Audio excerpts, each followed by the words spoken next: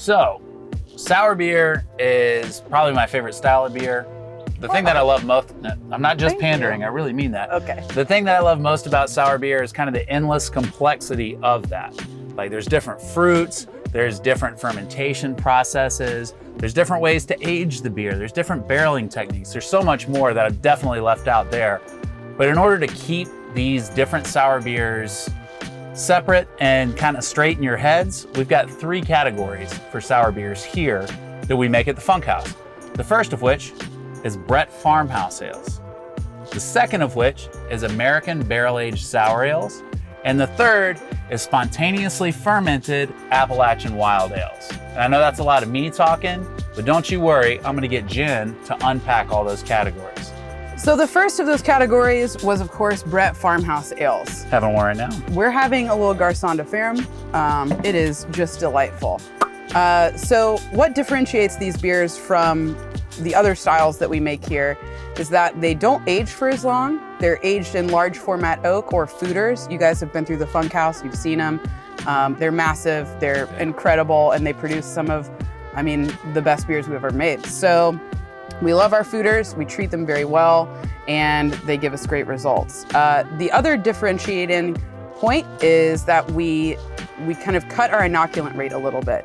So when I say inoculant rate, I'm talking about the volume that we blend in of our bacterial culture, which around these parts is called cassette. Cosette. So that cassette houses all of our bacteria. So after a primary fermentation with Brettanomyces and Saccharomyces, we then send that over into a secondary tank, add our fruit, let that ferment out, and then we introduce a little bit of that inoculant, 10% by volume, before it goes into those large format oak vessels.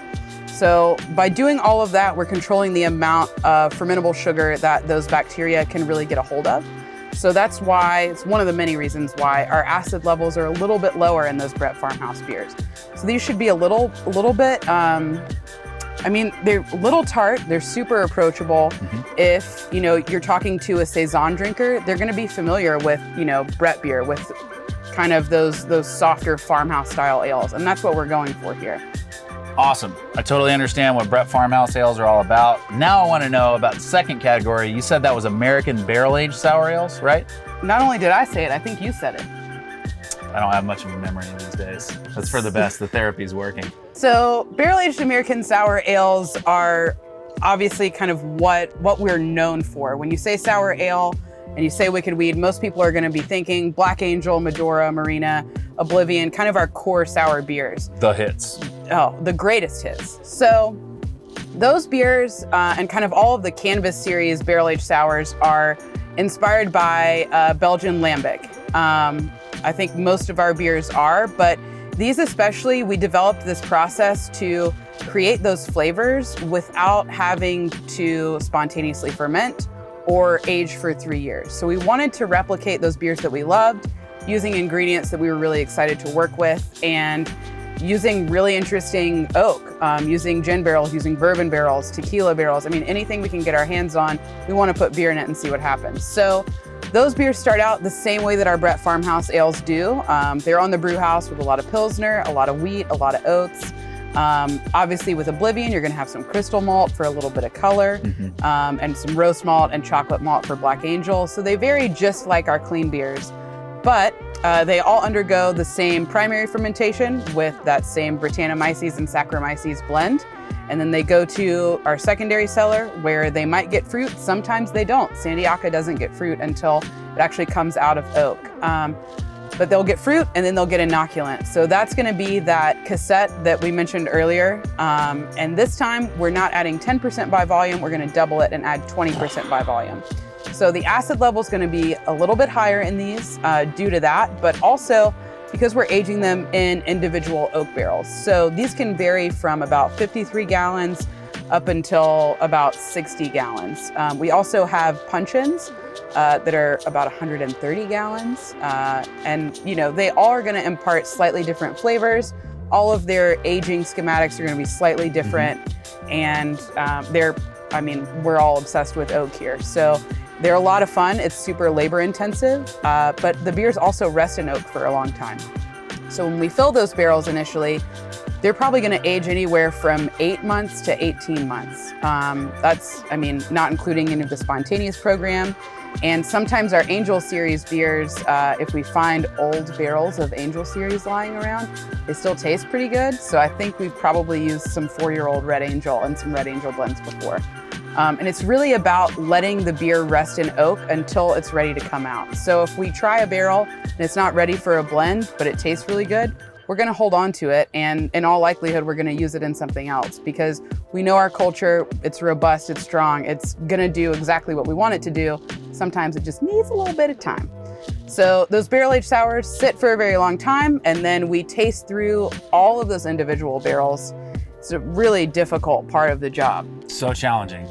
And you have to do it over and over. You have to, I mean, you got to lay it all out there. You got to taste all of them. And then you have to kind of pick and choose which ones are going to make it into the blend. So those all get homogenized in a tank, and then they go to our bright tank where they get crashed, carbonated, and then they get packaged. So that's how we make barrel-aged sour ales. So now we're going to talk about what is probably my favorite category of beer that we make here because it's so exciting and kind of unpredictable, but there's magic in that. Spontaneously fermented Appalachian wild ales. Jen, talk to me about these babies. How many words was that? Spontaneously fermented Appalachian wild ales. At $12 a word, that's $60 worth of words. He's good at math too, folks. So those 5 words are our roundabout way of saying Lambic or Gueuze. So we're in Arden, North Carolina. We can't call our spontaneously fermented beers Lambic or Gueuze. Not without making a bunch of angry Belgians. People. Yeah, and I mean, we love and respect those guys, so we really don't want to piss them off. Fact. So Lambic brewing dictates really everything that goes into our spontaneously fermented beers. So those are going to be the Cultura series. I think right now blends 1 through 3 available, fruited variants of those blends. We have a couple exciting ones coming out, Trans Am Lamb, plus Botanical Cultura, and we just bottled up some Blend 4 today that I cannot wait for you guys to try. So anyways, it dictates everything that goes into producing those beers. So that starts out kind of in the mash tun. So the malt that we're using is locally malted from Riverbend. And actually we use a lot of their malt in our other beers, but this is 100% Riverbend malt. And it's actually a custom Pilsner that we called Sen Pilsner to really replicate old world malting technique and the flavors that you then see after long-term aging for Lambic or Gueuze blends. So it starts out with that Sen Pilsner as well as some raw wheat. It undergoes a mash regimen that's quite different from all of our other beers called Turbid Mashing. It takes a lot longer to do. There are many different rests at different temperatures that are going to activate different enzymes that then create different compounds and break different things up. So at a lower temperature where we start, we're really looking to create proteins.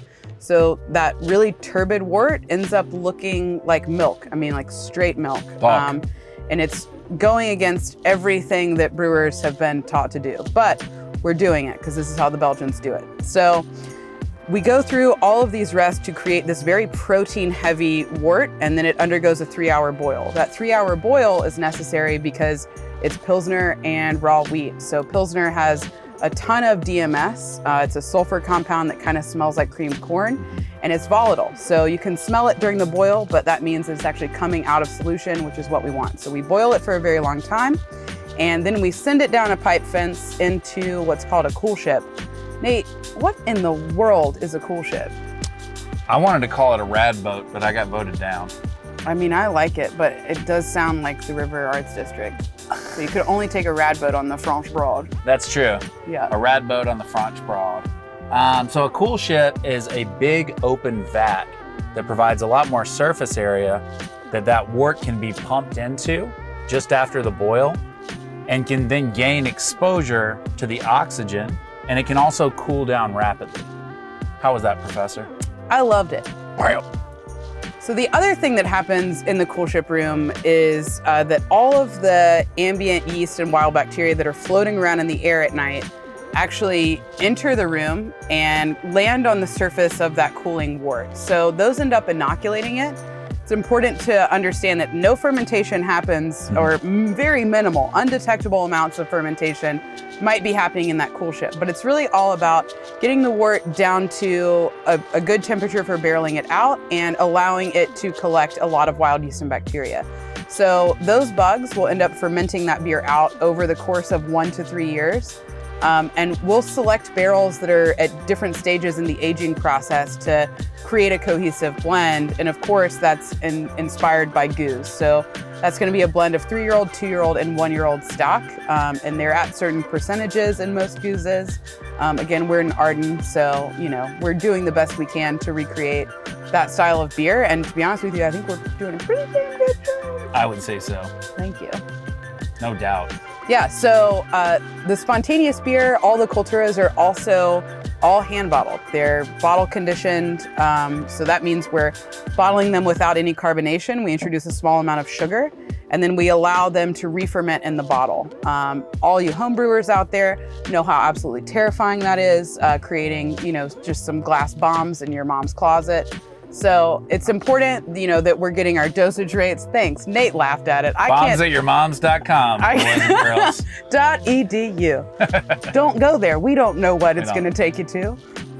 So it's all 100% bottle conditioned and keg conditioned. So if you're able to get Cultura on draft, it's been naturally carbonated, which means that we're not losing any aromatics. And we're also kind of waking those yeasts back up a little bit right before you drink it. So you're going to get a lot more complex flavor from that process. So Jen, it seems like with our other 2 categories, Brett Farmhouse Ales, American Barrel Aged Sour Ales, we're trying to control as much as possible in terms of using our own house culture, using the same Brettanomyces wild yeast strain to produce fairly predictable, though very complex flavors.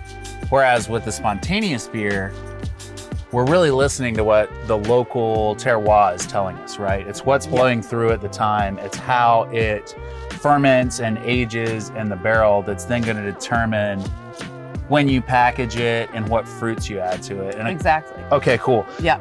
He's got it, folks. One clarifying question as well. So Gueuze is going to be unfruited, and then it becomes lambic once you put fruit in it. Is that right? That is right. Okay. You can also have unfruited lambic, but it doesn't have to be. So Gueuze refers to that specific blend ratio. So you can have just a Belgian lambic, and then you can have a fruited lambic, but I don't think you can. Can you have a fruited Gueuze? I would say no. You know what? We're calling it right now. I'm a contrarian. You can't. I like saying no. No, you can't have that. But I mean, we have. So when you're getting those fruited variants of Cultura, it is a Gueuze blend that we've then added fruit to. So. But it's not a lambic. It's romantic semantics. Romanticsemantics.com, your mom's bomb.